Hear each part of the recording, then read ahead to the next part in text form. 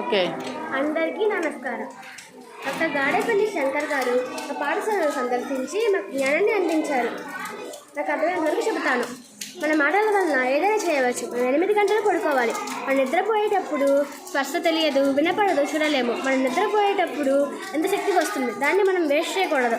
మనం మాట్లాడడానికి 3 నుంచి 15 వరకు మనసు 50% మొదలైన విధంగా మన శక్తి అవయవాలు తీసుకుంటాయి. మనం మన ఆరోగ్యాన్ని బాగోలేదు అనుకుంటే అసలు జీవితంలో బాగోదు. బాగుంది అంటే అంతా బాగుంటుంది. మనం దేనినైనా శ్రద్ధ పెట్టి చేస్తే అవుతుంది. మనం దేని శ్రద్ధ పెట్టి వింటే అవుతుంది. కంటి చూపు కోసం డాక్టర్ దగ్గరికి వెళ్ళవసరం లేదు. పొద్దున్నే లేవగానే మన నారజనాన్ని కంటి కింద రాసుకుంటే 3 నెలల మన కంటి చూపు మెరుగవుతుంది.